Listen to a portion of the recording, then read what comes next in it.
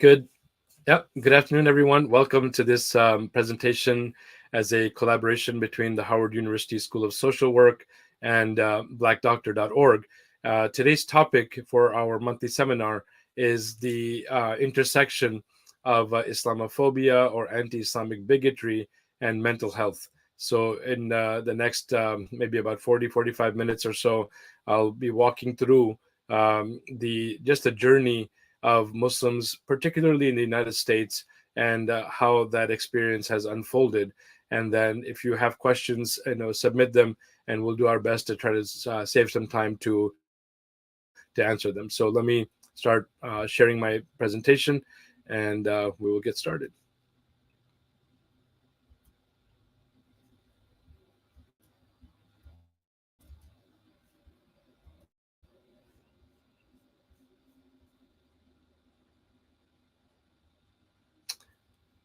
All right, great. So as I've mentioned, and you've heard me sort of use both anti Islamic bigotry and Islamophobia, those are the two sort of ways that we've tried to talk about and discuss what the experience is like for Muslims who have been subjects of discrimination, prejudice, and harassment.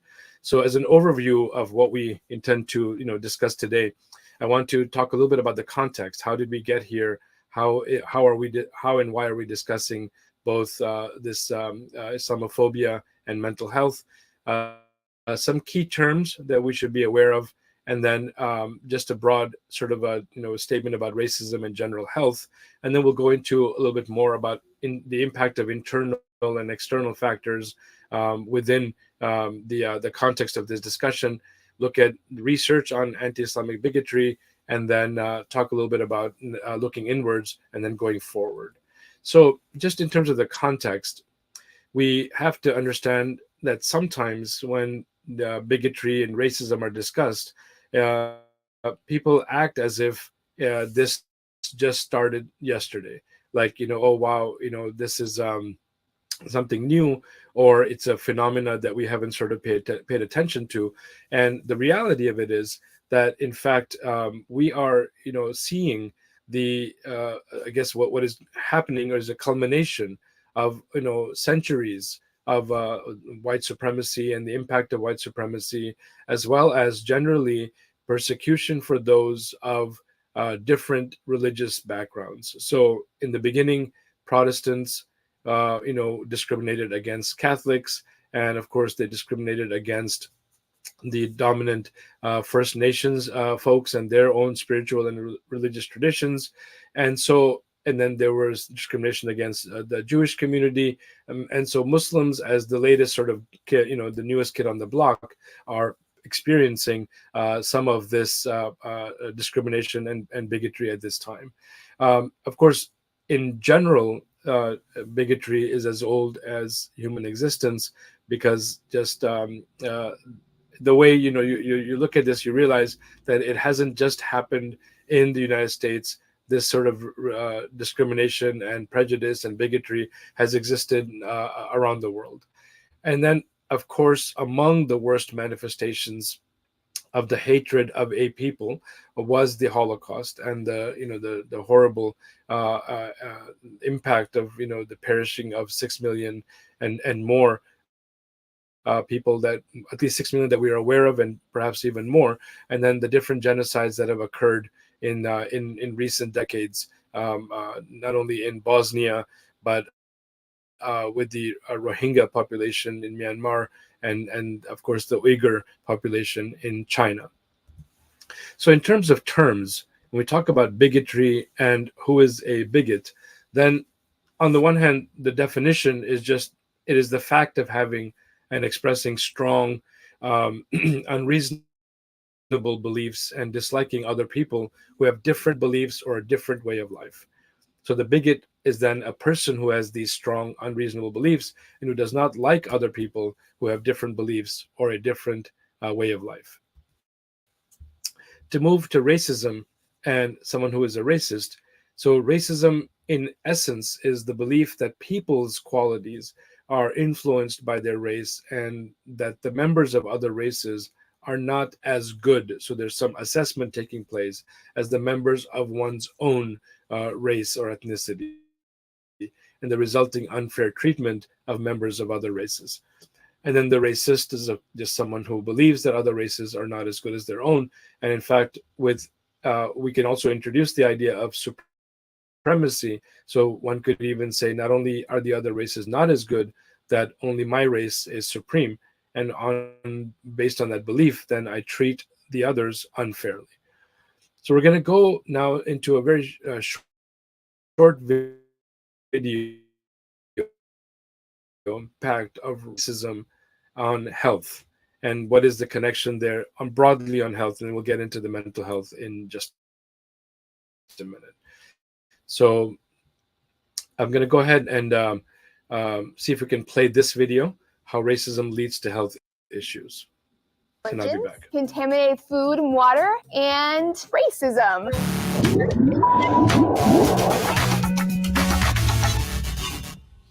Hey folks, welcome to D News. Lacey Green here. My favorite commercials are those ones that are like, did you know that stress is terrible for your health?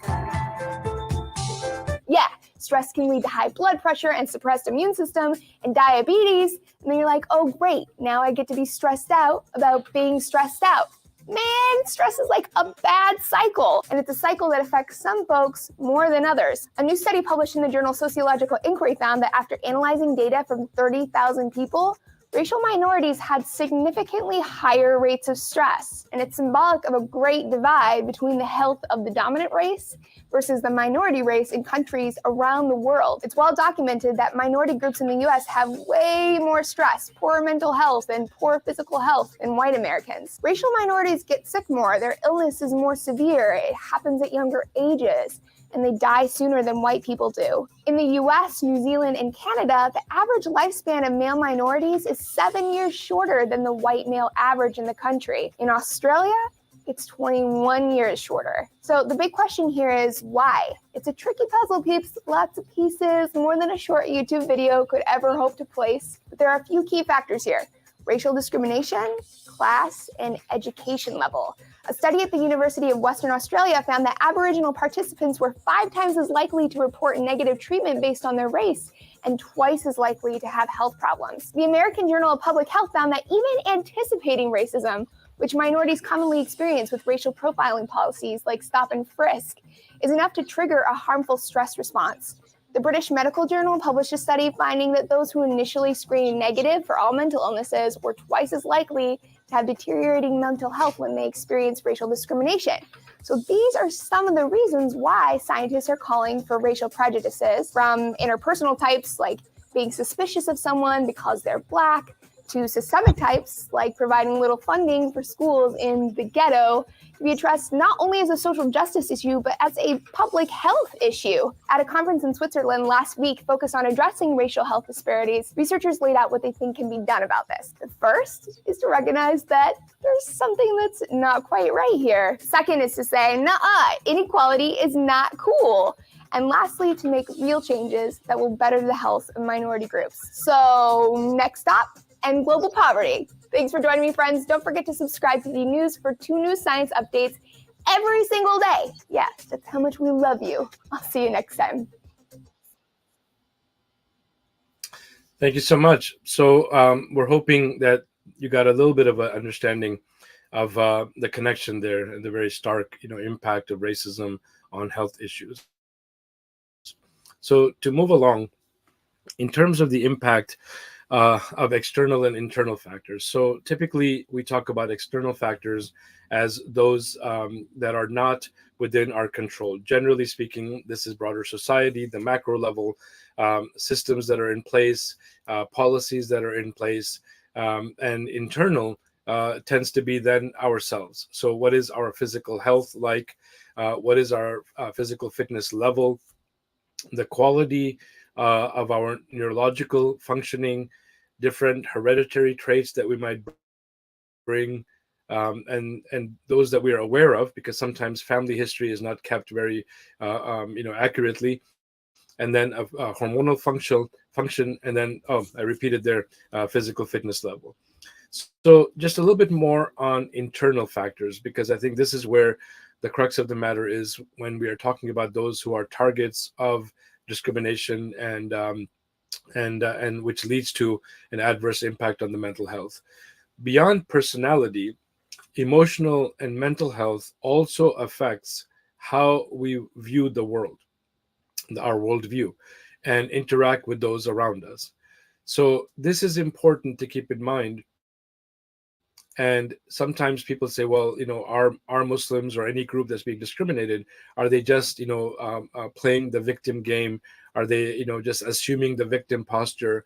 And this is not the case at all, because in reality, no matter how much of a strong personality a person has and is able to interact with the world well, if the world itself is not receiving, or the inhabitants of that particular locality are not receiving and or intending on receiving this person favorably, it doesn't matter how strong of a personality they have, there will be some impact on the mental health. The self-efficacy part tells us or leads us to the question: do I believe I have the ability to perform a task well and perform it successfully? And this often connects to the presence of Islamophobia and bigotry, anti-Islamic bigotry in the workplace, so that even the most competent person with the full skill set, education level, and everything is not performing well. And what is the source of that? If they have high self-efficacy, then the discrimination may not have as much of an impact on them. But if they don't, and they're already struggling with that, then this sort of attack or scrutiny of who they are and their beliefs could ultimately impact their performance. Self-esteem is just the question about what worth do I assign myself, and again, high and low levels of self-esteem based on how encouraging and supportive the environment is. There is the concept of learned helplessness, which is teaching myself over time to basically give up because of repeated failures in the past. And we are hoping that children, especially Muslim children, and young adults and others, are not falling into this cycle. And then the last of it is, which is a goal that we should have, which is learned optimism, which is teaching oneself to think optimistically, about not only oneself but about one's surroundings. So to move from there, over time there has been research done on the impact of anti-Islamic bigotry. And to start off with, this is essentially a person who is feeling or has feelings of threat and suspicion and scrutiny. So that essentially, when they look around, they are feeling all eyes are on them, that they are the target, if you will, of this scrutiny. That the rhetoric, or the common rhetoric, has been to connect Islam, the religion, and Islamic beliefs with violence and terrorism and radicalization. So if that's the dominant sort of narrative, then the person who is a Muslim, young or old, and trying to navigate society will be impacted by these non-stop feelings of being as if being perceived as a threat, and being suspected and scrutinized. Of course, this will have an impact on how we as Muslims ultimately view and cope with everyday problems, and sometimes even basic sort of first world problems that are around us. We will talk a little bit about general anxiety disorder, and here the person engages in nonstop, sort of constant worrying. And again, this nonstop constant worrying is possible to occur. It is possible that it would occur in anybody. But when it stems from the fact that I am worrying because of how I will be treated because of my religion and my religious beliefs, then that's a very difficult, life to live, because I'm not willing to give up my beliefs. I'm not willing to give up my religion, and yet being a Muslim and following those beliefs and acting upon those beliefs is leading me to harm in terms of physical and mental health. So children, adults, experience varying degrees of restlessness, difficulty in focusing, and in concentrating. And I'll talk a little bit more about the research in a little later. So you mentioned general anxiety disorder, and here we do need to look at some of the symptoms. How have they manifested in the average, person, and then how are they manifesting within the Muslim community? Among the symptoms is to be easily fatigued, and here one may sort of think, okay, well, how would feelings connect to fatigue? I mean, as you understand, it could be overwhelming, it could be just a massive burden, a mental burden, and sometimes just our thoughts are sufficient enough to cause us just to feel exhausted and unwilling or unable to really move about with the mobility that we would have on a good day when no such feelings of scrutiny or suspicion are occurring. The difficulty that I mentioned in concentrating, or the mind is sort of going blank, and there's research on children who are in classrooms where they're, as the authors Suarez and Suarez have talked about, where there is toxicity in the classroom based on the teacher or the teacher's assistant or who administrator, somebody who is targeting this child or these children of immigrants. That was the research. And they end up spending the best of their psychic energies on dealing with that pain or that insult or that hurt, and they cannot concentrate. And in other instances, if it's an exam or a test, their mind might go blank, and of course it affects their performance. There's also restlessness, or feeling very sort of keyed up or on edge, and that's again not a state that one should be in on a regular basis, because that will start to also have physiological effects. And so a person who is trying to go through the day, and even at the end of the day, especially if the discrimination or these experiences of bigotry occur towards the end of the day on their way home from work or school, then they're bringing that home. And when they try to do homework or study, or be with the family, or just have some downtime and then turn in for the night, their rest is going to be impacted, even the ability to get a good night's sleep. Irritability, generally because perhaps they're unwilling or unable to discuss with those around them what they have experienced, and are manifesting with this irritability. Muscle tension, quite common. And and again, the reality of this is that if they do not have an outlet, someone to speak to, someone to process their feelings, their hurt, their pain, then this muscle tension will add up, and again go back to that being fatigued, or other sort of physiological ailments. And then I mentioned earlier with restlessness, sleep, but in particular very clear sleep disturbances, and even insomnia, to the extent that somebody may be sitting up in bed or at home, worried that the authorities are coming for them, or that their neighbors or others may attack them or their home, based on the news cycle that is somehow again presenting Islam and Muslims in a very negative light. So the worst case scenarios in terms of a full-on impact of this, general anxiety disorder, is the panic attack, is a severe anxiety, that is brought on by, some terrifying situation. And there's so many anecdotally that I personally know, I've experienced, my family, others in my family, in our community. And so that, situation, whether it's someone who said that as they were driving, somebody, either they noticed that this person is a Muslim and they tried to cut them off, or they tried to just drive in a very aggressive way near them. It's terrifying. So the panic attack starts very abruptly, it can persist, and then it may peak in about 10 minutes and may ultimately last for about 30 minutes. That's a long time. That's a long time. It's not a passing thing. So between 10 to 30 minutes. And at that point, barring any actual injury or physical harm, it will leave the person totally and fully exhausted. And so a panic attack, again, coming from a deep belief in my faith, in the religion. It's not something that someone can say, that oh, if I just stop doing A, B, and C, I'll be able to, navigate society better, or I'll be treated better. No, it's the same thing with African Americans.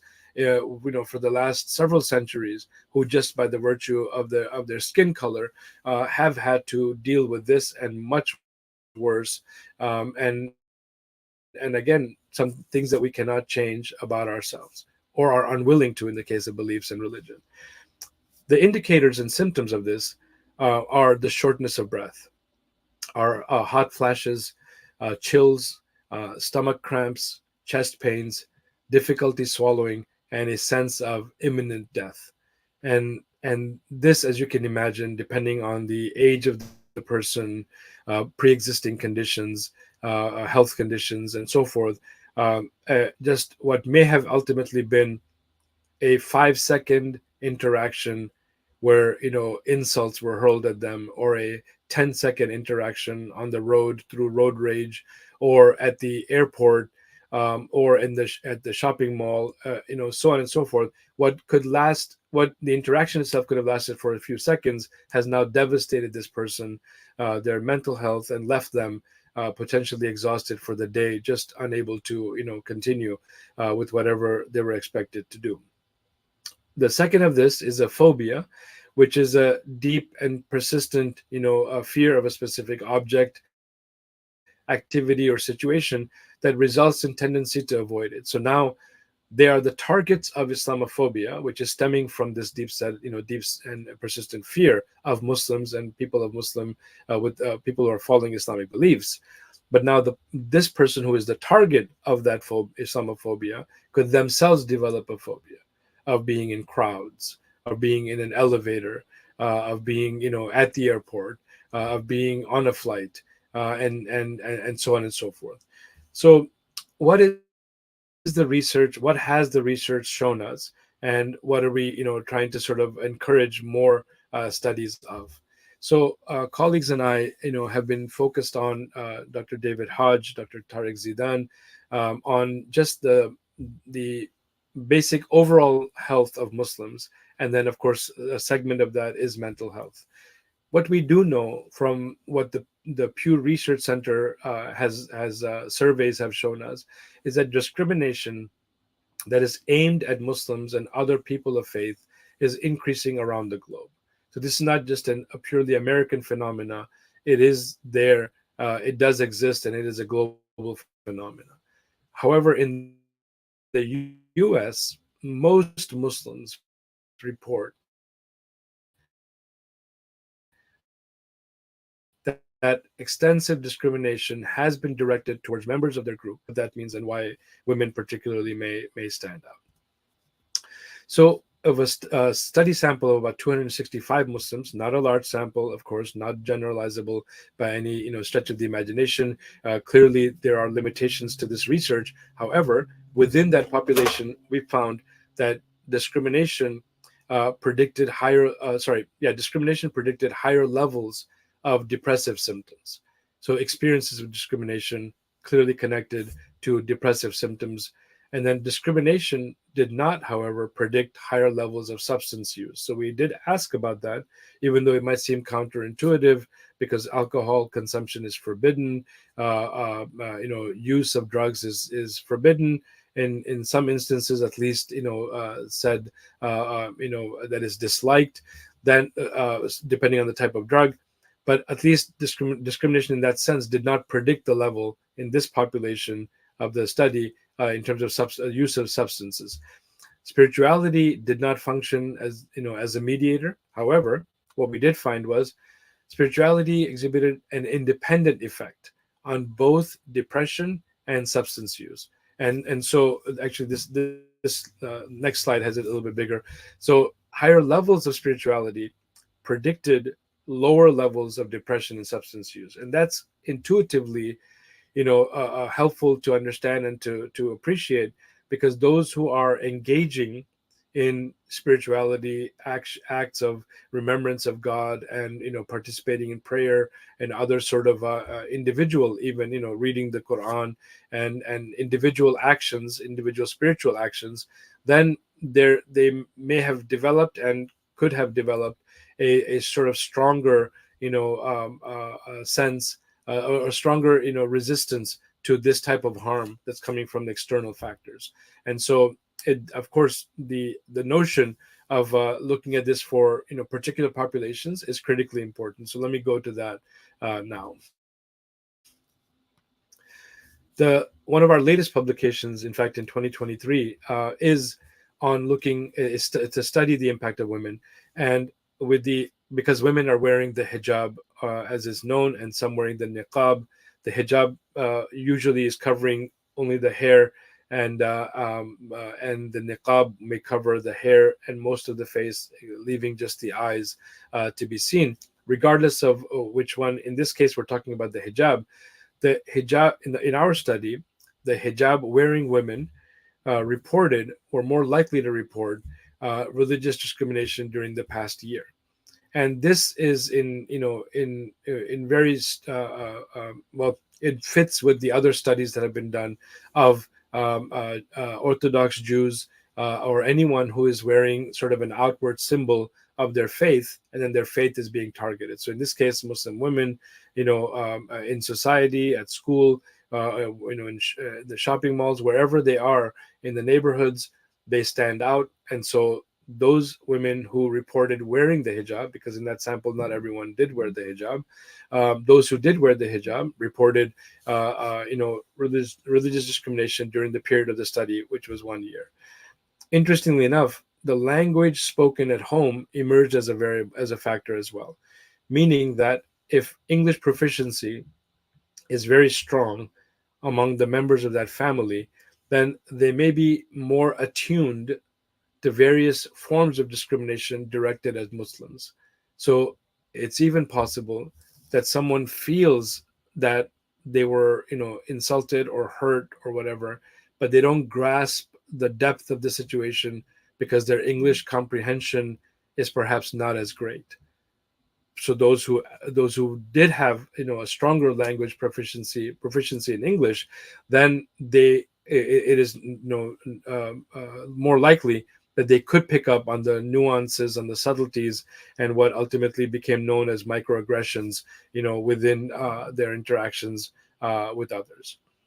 So among the factors that we need to think about is that while I'm speaking about this and researching this, it is important to note that there is a very major personal component to this. So as someone who myself identify as a Muslim, then I not only have a wife, a daughter, my own sisters, my mother, other members of our family, my in-laws, all of the women of the family who wear the hijab are then at risk of this type of discrimination and this type of sort of Islamophobia and anti-Islamic bigotry.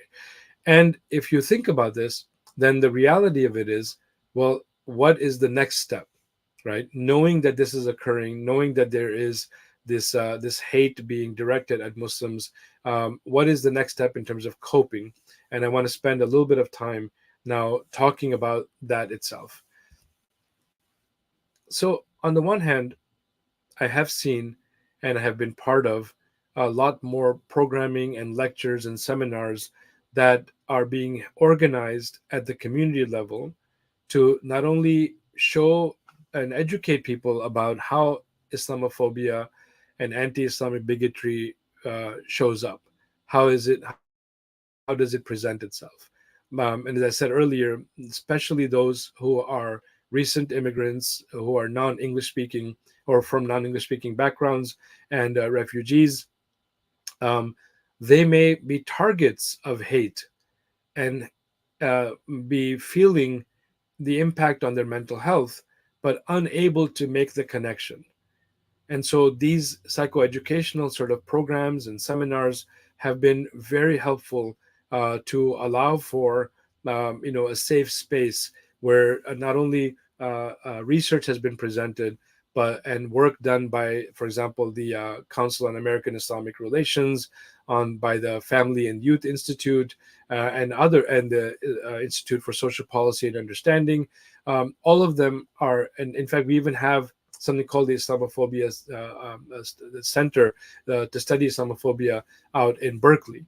So all of them have been trying to collect data as much as possible and to give the status, so that some Muslims may say, well, I don't know why you're making a big deal. I haven't felt it. Well, because they individually haven't felt it, or at least they didn't even tune into what was happening to them, it doesn't mean it's not happening or that it should not be discussed. So that's the major way the coping, has been. The education programs have been directed at the community level to say, now, let's understand first what is this Islamophobia and anti-Islamic bigotry, how is it presenting itself, and then how are we to react and to cope with it. There have also been, in terms of the mental health, because now we do need to speak a little bit about the fact that we've now presented so far on how Islamophobia and anti-Islamic bigotry is having an impact on mental health in terms of stress and anxiety and depressive symptoms and the general anxiety disorder. Now we have to say, okay, what about the stigma of seeking help for mental health or mental health issues? So that does exist, not only in the Muslim community, but in other religious communities, but also in other minority communities. And so it comes from different, there are different reasons for it. In some cases, there has been a misunderstanding that somehow if I complain of about my feelings, or if I'm, basically, tuning into my experience with depression or anxiety, that somehow I am displeased with divine decree, that somehow whatever God had intended for me, I'm not being a grateful servant in in just dealing with, or in experiencing what God had ordained. And this is obviously an incorrect understanding, because on the one hand, in Islam, we do accept divine decree, but it doesn't mean that I have to not get any help, or that I have to sit and suffer in silence. So, what has been most helpful with this portion of coping is that prominent religious scholars have been taking to social media, at conferences, at conventions of the community, and urging folks to not only first pay attention to, but also to seek out professionals to assist them with their mental health. And that has been a major, a step forward for the community. And I'm really grateful to those religious scholars for supporting and promoting that understanding of mental health, and encouraging others to access, if you will, those mental health services. There have also been very creative ways of dealing with this Islamophobia and the impact on mental health. And I want to show you, a trailer of a movie that have been made by comedians. So these are people who are identifying as Muslims and who have various sort of understandings of Islam, but they wanted to bring home the point that we as Muslims are not something to be scared of or worried about. And so they made a movie called Beware, the Muslims Are Coming.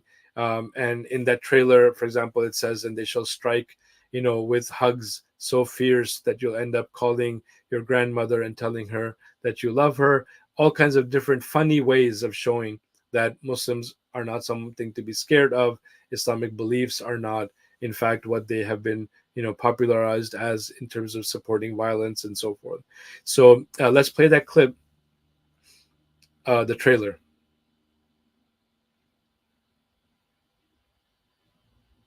Can I invite you to a stand-up comedy show? It's absolutely free. It's tonight at 8 o'clock. It's called The Muslims Are Coming.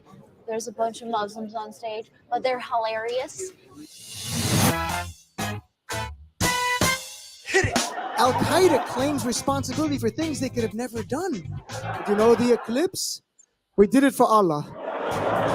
The goal of the tour is to go out The middle America using comedy, reaching out to people beyond our community. And give America this big Muslim hug. Come on, America, bring it in. Yeah. Yeah, that feels good. People don't notice minorities usually until either one of them has a hit song or does something horrible. Well, how do you feel about 9/11? Why doesn't the Muslim community be more proactive in denouncing terrorism? Why do I have to prove to you that I'm not dangerous? If you're constantly trying to prove that you're the model minority, it's exhausting. Oh, wait, we have unemployment. What about those Muslims? Having trouble creating jobs? What about the Muslims? I'm standing in the middle of the dance floor, and I see this dude checking me out. And so I did what any good Muslim girl would do, and I allowed him to grind up on me right here. I would much rather the edgy Muslim who says vagina is the one that we're more associated with than the edgy Muslim who kills people. I don't know, like if Muslims watch this documentary, if they'll consider these comics proper representations of Islam. I wish I had more support from some subsects of the Muslim community, and I don't. I wish themselves the best. They may well be setting themselves up to be killed. Comedy has a huge role to play for saying things that the mainstream media will not say. Any dummy can enjoy a nice stand-up show. What a great moment for Muslims. The eyes are upon you now. You have to appeal to what is un-American about Islamophobia. The casing flew back into my cleavage. Hey, we work with you. We're your neighbors. We're nice. We make pie. We hate gays, but outside of that, we're just nice normies. Muslims, you know they are coming. We just barely let the gays in recently. The fact that the Muslims are coming in now, things are getting a little crowded in the green room, if you know what I'm talking about. Muslims, how about those Muslims? Oh.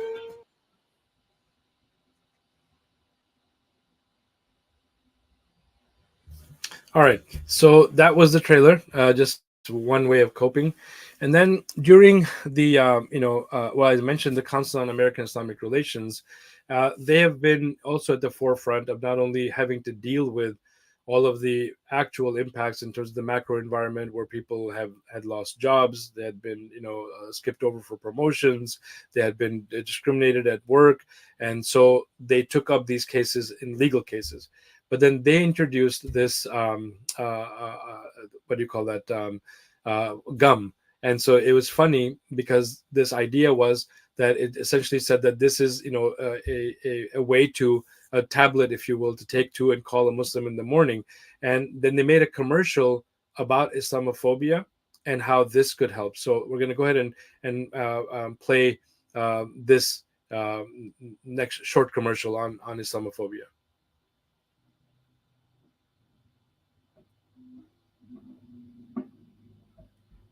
Do you think your neighbor is a terrorist? Hey, how you doing? Hey! Allahu Akbar! Allahu Akbar! Allahu Akbar! Does your fear of Muslims get in the way of living a normal life? No! He's coming! Did you call an Uber? We're fine. Yeah, we'll take the next one. It's fine. All right. Okay. You saw the app. I didn't know. It said Mo. I didn't know. Do you judge people by their outer appearance? Introducing Islamophobia, now in an easy and convenient chewing gum. Starts working within 5 minutes to relieve bigotry and intolerance. Call your doctor if your Islamophobia worsens or you have hallucinations that discrimination isn't real. Side effects include fondness, brotherhood, acceptance, loss of bigotry, increase in rationality, and possible denouncement of superiority. I didn't realize I had a problem, but admitting is the first step. Islamophobia worked for me. Ask your doctor if it's right for you.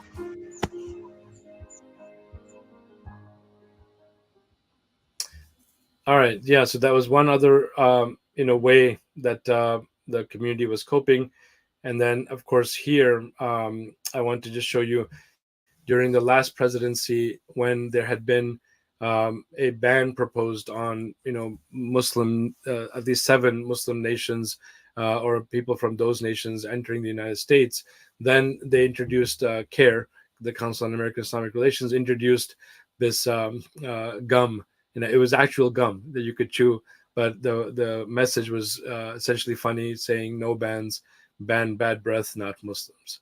So however, you look at this, the community has been doing its best to not only cope through education, cope through almost like a concerted campaign to remove the stigma from seeking mental health assistance and support and intervention, and also, as I mentioned, some of these other creative ways. So, last couple thoughts, before we close out for today. I do want to talk little bit about, sometimes we talk about what is happening to the community. And sometimes we need to also ask, have we looked inwards? So while addressing bigotry and racism, we cannot forget that even the targets of the bigotry and racism could themselves be bigots and racists. So I don't want to paint this as a rosy picture or a one-way, street whereby the Muslims are just the victims of bigotry and racism, but also that, to be very clear, the Islamic teachings themselves reject bigotry and racism in all forms. And so there's actually no room, if you will, for allowing any type of superiority. And in fact, within the Islamic teachings, there are clear, well, yeah, it's expressed very clearly, in fact, by race, when the Prophet, peace be upon him, is known to have said that an Arab is not superior to a non-Arab. And you can imagine that this was revolutionary at the time, because the religion, as it was being revealed, the Quran, as it was being revealed, it was being revealed in Arabia to an Arab, which is the Prophet Muhammad, peace be upon him. So there could have been, and might be, and sometimes still is, this idea that we who are Arabs, or we who have been speaking Arabic, or who speak Arabic, and the language of our holy book is in Arabic, so we are somehow superior. So those notions were removed, right, were addressed right from the beginning.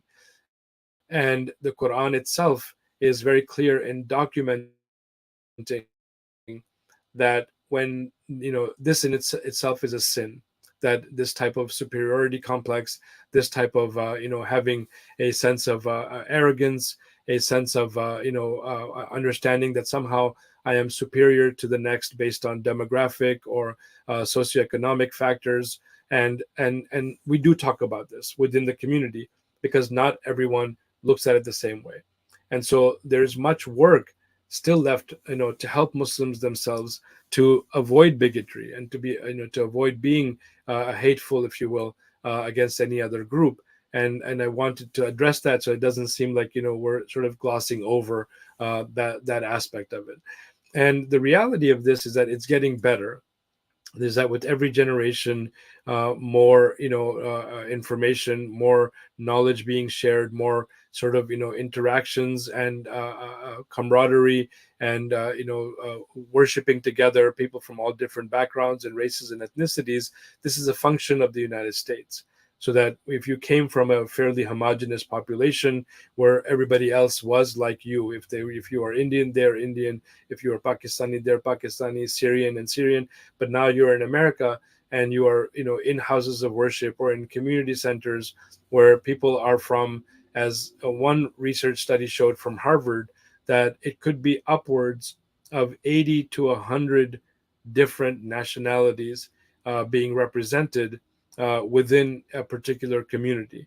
And that includes, of course, the indigenous, the African American community, the growing Hispanic American community, the also growing First Nations folks who have converted to Islam, and then all of the other national backgrounds that have migrated to the United States, either recently in the last a few years, or in the last century or more, from all parts of the world. So given that exists, it isn't too far-fetched to know that somebody may have and may harbor racist or other sort of discriminatory attitudes and perspectives, even though they are a Muslim. So we wanted to make sure that we close out the presentation by acknowledging that that work is still very much being done in the community, but it does not take away or lessen the fact that people of all backgrounds who connect to Islam and who are outwardly identifying as Muslim, either through having a beard for men, or the hijab, or the kufi, or skull cap, as sometimes mentioned, for men. All of those would be markers that have been markers and are markers that have been regrettably made these folks the target of discrimination and hate. So as we close out for today, we do want to say that much more research is needed, and I think this is where we need to work across disciplines, public health folks, mental health folks, medical folks, in terms of physiological sort of manifestations of this harm of Islamophobia and anti-Islamic bigotry. All of those types of backgrounds need to come together, and then the research itself, but especially for mental health, should be longitudinal, because I think even the work that I've done so far has been mostly cross-sectional, or snapshot. Sort of, you go in, you do a survey, and then you come out. Or even if you did interviews, it's for that period of time, and at best the recall maybe over 1 year, but it's not very strong.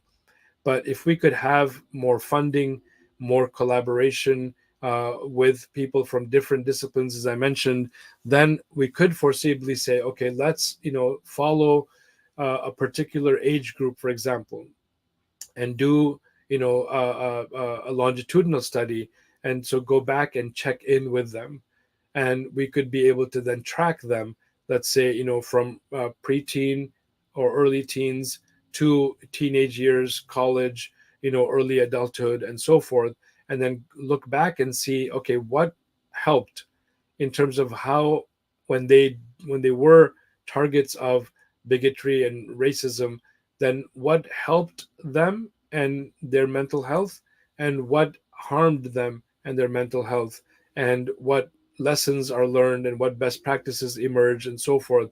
And that can only come from this type of sort of longitudinal study. We do also need, and I'm the chair at the School of Social Work here at Howard University, of our concentration called Community Administration and Policy concentration. So that's the one of the two, and the second one being direct practice within our Master of Social Work program, that we must look at the impact of policy and what policy changes are needed.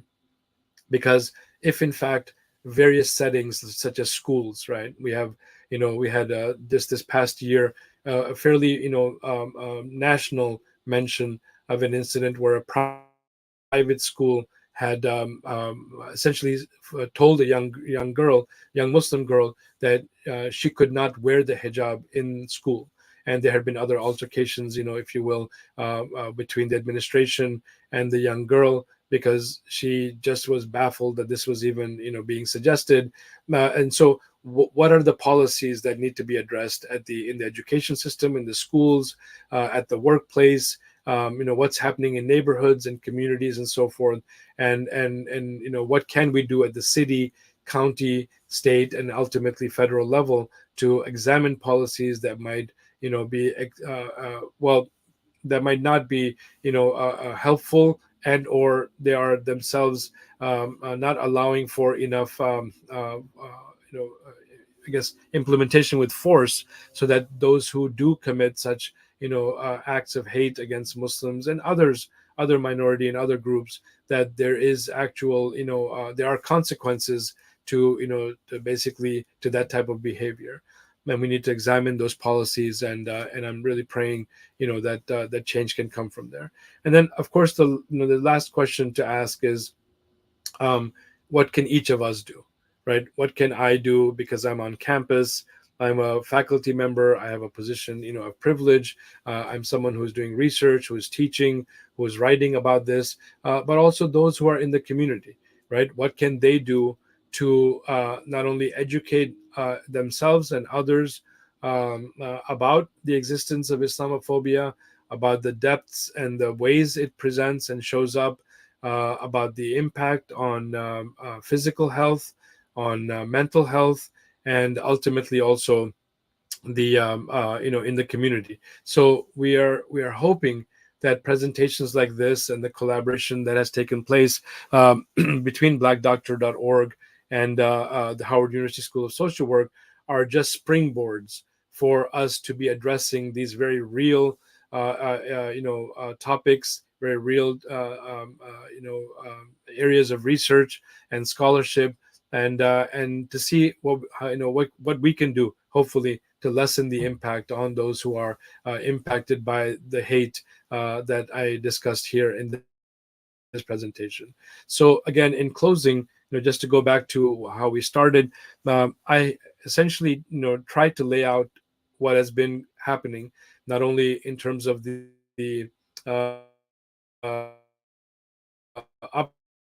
uptick targeted at Muslims, but also the impact it's having on mental health.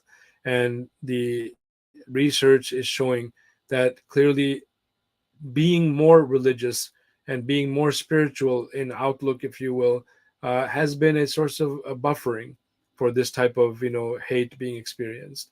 So rather than making people feel constantly as if they are under scrutiny and suspicion for being Muslim, we need to look to see how to not only change societal attitudes, but also the rhetoric that is often put out in the public sphere by sometimes, yes, elected officials. In the last administration, it was actually the president himself and those around him who kept perpetuating this idea of Islam and Muslims as the enemy, as the purveyors of violence, and whose teachings were antithetical to American sort of values, and nothing could be farther from the truth.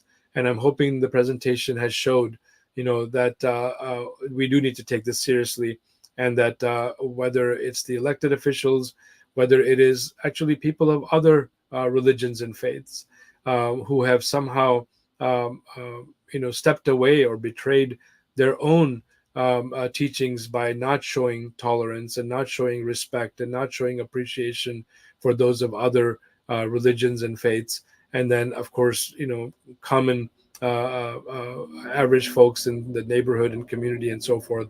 All of this comes together and impacts the physical and mental health of Muslims of all ages. Children are experiencing this in their school systems, whether it's from other children or some, even worse, from the teachers and administrators, as I mentioned, on college campuses, in neighborhoods, in the workplace, and also ultimately, as I mentioned, from policies that at least have been attempted to be put into place by at the federal level by the former president. And we're really praying that we have left that phase of American history behind and will only move forward. So I'm very grateful. I want to thank blackdoctor.org for its collaboration with the Howard University School of Social Work.